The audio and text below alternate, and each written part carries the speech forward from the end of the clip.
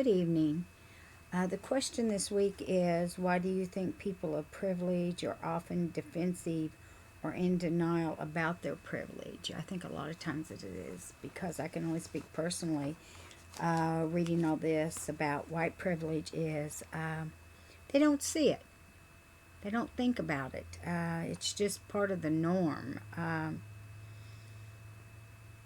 You know, I'm sure some people do, but some of us don't. Stephen Colbert said it best when DeRay McKesson asked him, "What are your plans to dismantle white privilege?" And his response, he responded by saying, he doesn't know if he understands the concept, understands it. I can acknowledge it, but don't know what I can do to dismantle it. And then in reading that made me think of in the article, Teaching Tolerance article, it talked about, the Band-Aid scenario or the shampoo scenario when you go to the hotel. Those are things we can't really control, but I think through advocating, I think we could make it better. I mean, those are just small examples. And DeRay went on to say to extend your privilege, extend it so you can dismantle it, share it, create opportunities for those that don't have it, resources to create space for people in ways that others can't because you are so privileged. And one thing they brought out was that he's wealthy and he has a talk show, but that means you don't sit there and do nothing. But even us who aren't wealthy can be doing things. An example of this is that every quarter our church goes down to a homeless shelter for men in the inner city and fix them dinner and then sit and eat dinner with them and interact. And you find out these men in the homeless shelters are just everyday people who have fallen on hard times. Very professional people. You just don't know. You just got to extend and do what you can with what you've got. Another example is that it's funny that I worked it out to where I was doing this today because on the news today they were talking about, and this isn't a white privilege thing, but it is a privilege thing. Veterans. There's an area over in Kansas City, Missouri. I think it's around 59th and I think they said Troost, where they are building small homes for homeless veterans to live in.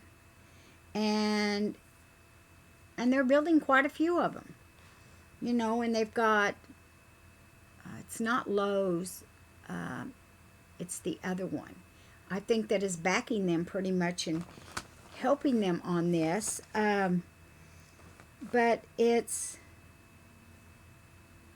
I look at just privilege in general is having what someone else doesn't. And yeah, to a degree, I do feel privileged because first time I went down and helped at the homeless shelter, I went home that night and walked in and felt so blessed because I have a roof over my head. I have food in my refrigerator.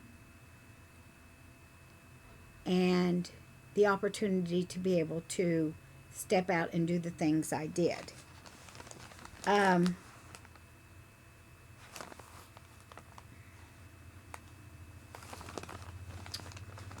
But we find ourselves sometimes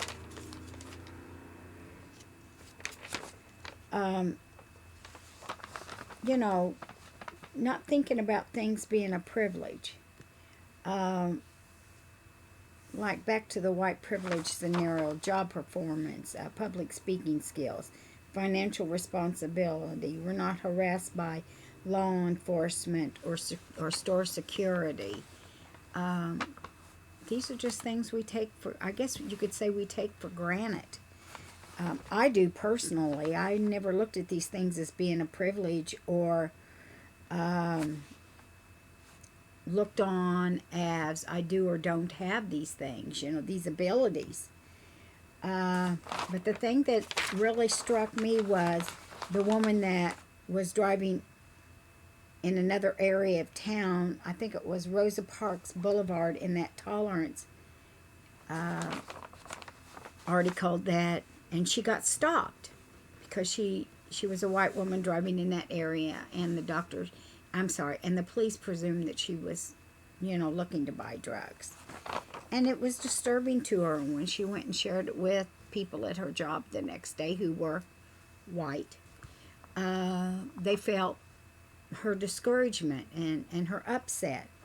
But the one woman that she works with, who is African American, I think summed it up best. You just don't have to worry about those things, do you?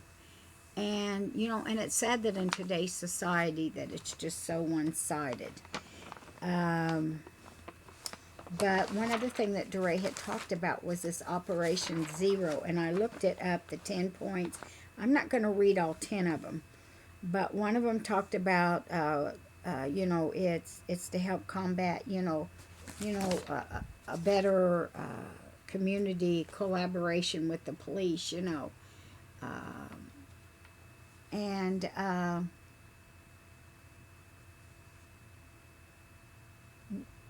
I went to its website, the Operation Zero, and it had a saying on there that said, "We can live in a world where the police don't kill people by limiting police intervention, improving community interaction, and ensuring accountability." And I think that's what it's really going to take, is community interaction. And you find that in a lot of communities now, that some of these things that I'm going to share with you that they mentioned, that in some communities, they have the, the neighborhood watch, or it's a community policing type thing, where they have certain bylaws and stuff, if you're going to live in this subdivision, that you have to abide by. It's called, one of the things he had was end broken window policing, which is, the real tiny misdemeanors, like disturbances, the marijuana possession, trespassing, jaywalking, just very simple things, because none of these things are hurting anybody but that person. Especially, the jaywalking. I mean, who's it going to hurt? Or riding, in some communities you can't ride bikes on sidewalks. And fortunately, it's not that way here where I live. You can still, still ride a bike on a sidewalk, but I guess in some communities you can't.